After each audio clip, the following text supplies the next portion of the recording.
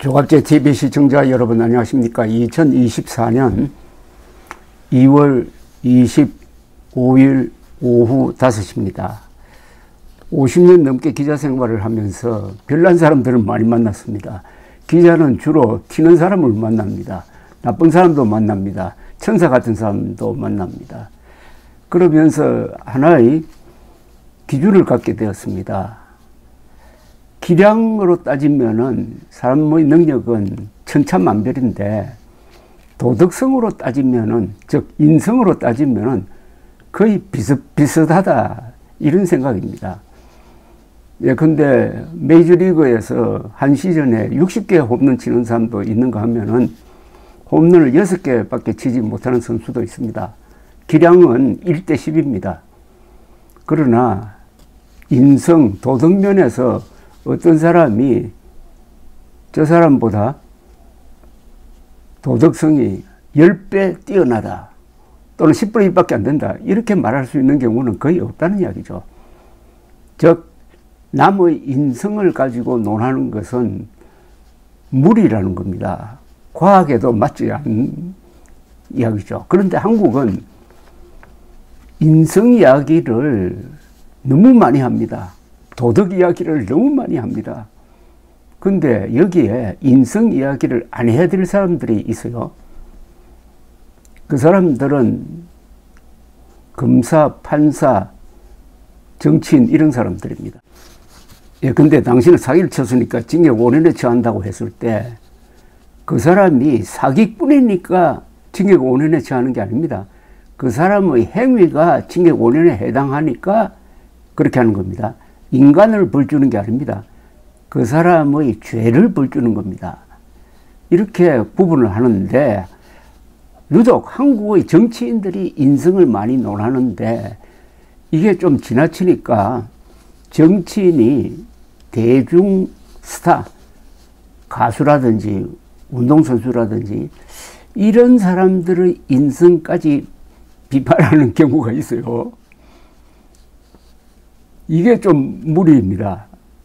사인들끼리 사담으로 인성 논하는 거야 누가 말리겠습니까만은, 정치인들의 모든 행위는 그게 기록이 되고 전파됩니다. 그러니까 공적인 활동이 되는 거죠. 정치인이 인성을 논할 때는 조심해야 된다는 말씀을 드리려고 합니다. 특히 정치인이 대중 스타의 인성을 논하는 것은 그 자체로서 매우 위험합니다. 제가 정리를 한번 해봤습니다.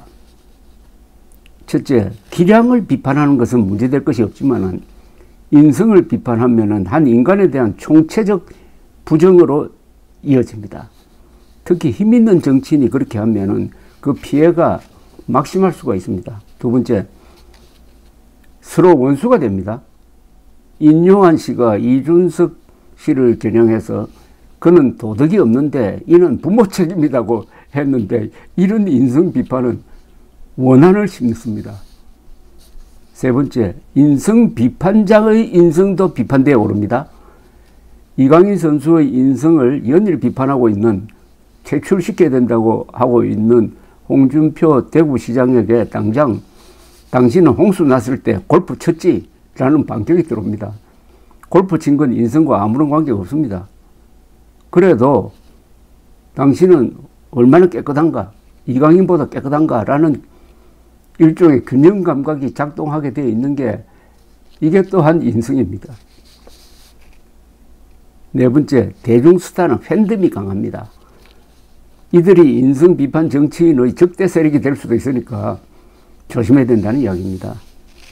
다섯 번째, 인간 능력은 천차만별이지만 인성 면에서는 거의 비슷한데 권력 투쟁에 함몰될 수밖에 없는 정치인들의 평균적 도덕 수준은 아래쪽에 있을 겁니다.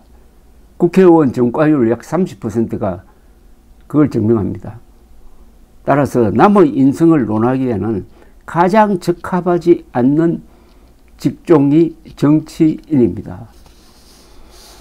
이런 이야기를 하도록 화두를 하나 던진 사람이 바로 이준석 개혁신당 대표가 어제 쓴 페이스북 글입니다. 이 글은 오늘의 명문으로 추천할 만합니다. 사람이 그 방향으로 한번 생각하고 반성도 한번 해봐야 되겠구나 하는 문제의식을 던지는 글이 좋은 글입니다. 이준석 개혁신당 대표가 어제 쓴 글을 제가 다시 한번 읽어드리겠습니다. 저는 김보름 선수 사태 때도 국가대표 선수를 놓고 모든 사람이 국가대표 선수들에게 과몰입하지 않았으면 좋겠다고 이야기해 왔습니다. 우리가 최근에 보는 단면은 아마 이강인, 손흥민 두 선수가 가진 것의 0.1%도 안 되는 부분일 겁니다. 저는 이런 장면을 볼 때마다 우리 정치에서 자칭 보수 진영이 자유주의의 이념적 최소치조차 갖고 있지 못하다고 느낍니다. 애초에 선수들 사인간에 벌어진 일이며 당시의 상세한 정황이 어땠는지는 현장에 있던 이들만 정확히 알 수 있습니다. 하물며 당사자들이 잘 풀고 손흥민 선수가 사려 깊은 입장문도 올렸습니다. 축구협회 비판을 하시는 것이야 자유이지만 정치인이 나서 이렇게 줄기차게 선수 개인의 인성을 운운하는 것은 사태를 악화시킬 뿐입니다. 누구도 홍 시장님에게 이강인 인성 디렉트를 맡긴 적이 없습니다. 이강인 선수에게도 손흥민 선수에게도 그리고 모든 국가대표 선수들에게도 좋지 않습니다. 국가대표의 자리는 영광스러운 자리입니다. 그러나 동시에 저는 해당 분야에서 가장 뛰어난 분들이 나라를 대표하여 분투하는 모습에 고마운 마음을 느낍니다. 애초에 누군가를 훈계하고 가르치고 조롱할 수 있는 관계가 아닙니다.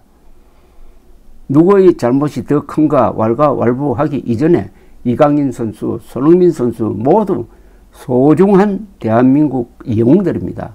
국민의 한 사람으로서 앞으로 더 멋진 경기를 펼쳐주길 바랄 뿐입니다. 성숙은 각자 알아서 하면 되는 일입니다.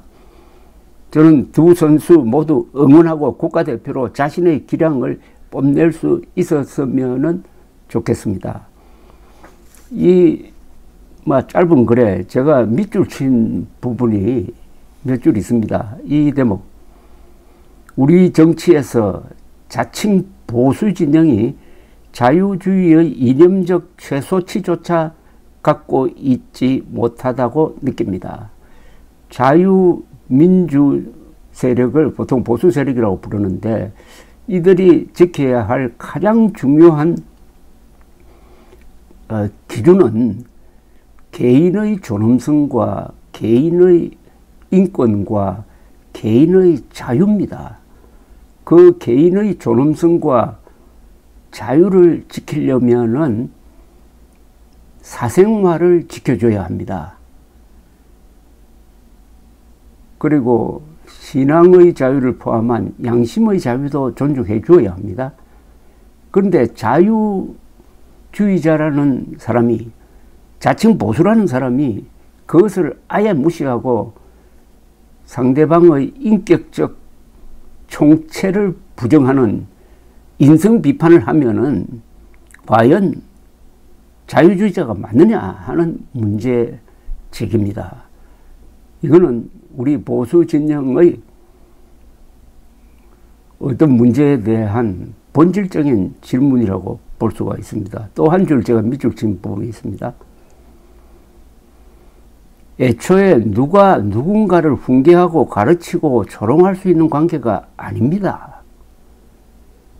성숙은 각자 알아서 하면 되는 일입니다. 나이로 찍어 누른다든지 하면서 다른 사람을 교육하려고 했을 때 그 교육자의 태도이면 괜찮은데 군림하는 자세여서는 되겠느냐. 이 또한 한국의 나이 많으신 보수 세력이 새겨들어야 될 내용이 아닌가 생각됩니다. 그래서 이준석 대표의 이 글은 명문입니다. 왜 명문이냐. 이걸 가지고 토론도 한번 해봐야 되겠다. 생각도 한번 점검해봐야 되겠다. 이런 영향력을 주기 때문입니다. 감사합니다.